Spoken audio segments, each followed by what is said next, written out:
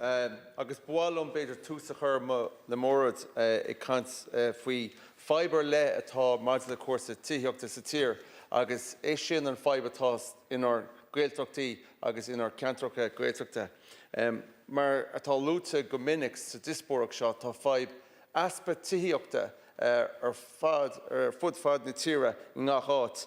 Ach churann an fibre sin agus an fibre le I gceantracha gaeltachta churann sé todhchaí an gaeltacht I muil. Agus más rud é nach bhfuil duine nó daoine anán chur futhú féin I gceantracha gaeltachta ba tionchar aige sin ar an teanga sa ceantar sin agus ar todhchaí na gaeltachtaí. Tá sam go bhfuil Minister Brown ar bhrawn ag gul go gaile de híine chun casú le an grúpa bánú atá mar grúpa gníomhaí sa ceantar sin atá gimpí ar fad níos mó dhéanamh chun soláire tíochta a chur fáil sa gaeltacht do daoine atá mar cantóirí dúchasach agus is asna ceantrachaí seo iad so tásúlam go mai cruinne agan sin agus go mai muid an réiteach a chur ar an fibre le sa ceantracha gaeltachta. Minister, on that, I know that Minister Brown is visiting Galway Friday to meet some of the activist groups who are campaigning for further housing options in the Gaeltacht. I hope that the outcome of that meeting will be positive, because while we have a housing problem throughout the country, the housing problem and the lack of housing in Gaeltacht areas places the status as a Gaeltacht area in potential danger. If young people who speak the language can't reside there, obviously that's going to place its future as a Gaeltacht region in Wales in some danger.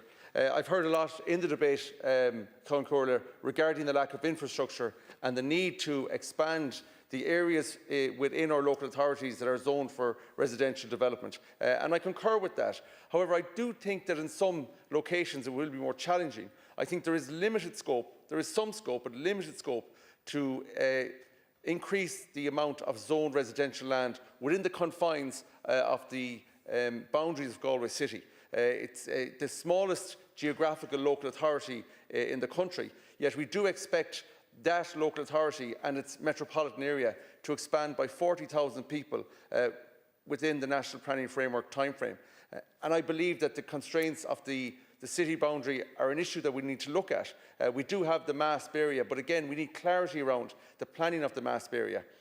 And there are large tracts, reasonably large tracts of land zoned for residential development within Galway City, but again, we do have the problem, as has been noted by many other speakers, of the lack of road infrastructure and water infrastructure to trigger the development of that land. And I'm looking forward to the work of the Housing Activation Office, and I'm looking forward to the work of the Infrastructure Task Force, because we need to see, as much as we need anything else in the whole area of housing, we need to see both of those offices commence work soon.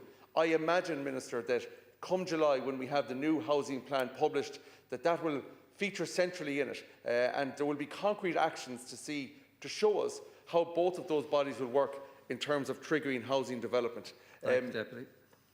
If I might just say one thing, Ceann Comhairle, about the provision of public housing.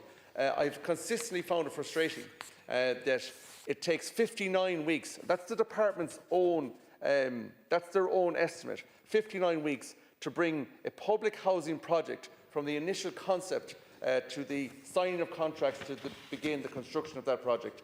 That's immensely frustrating. I believe it's too long. There's currently a four-step or four-stage process that the local authority must engage with the department on, and approval must be sought at each stage. I think we're duplicating work.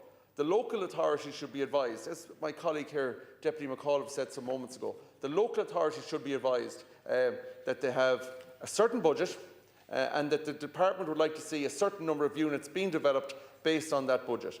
Rather than this toing and froing, which has taken too long, the programme for government commits the government to reducing the four-stage approval process to a single-step process. Minister, I'd ask that we would do that at the earliest possible opportunity. The last thing, Minister, I want to say is, I think again we need to look at the funding for capital acquisition, the funding for tenant-in-situ, the funding for the capital advanced leasing facility.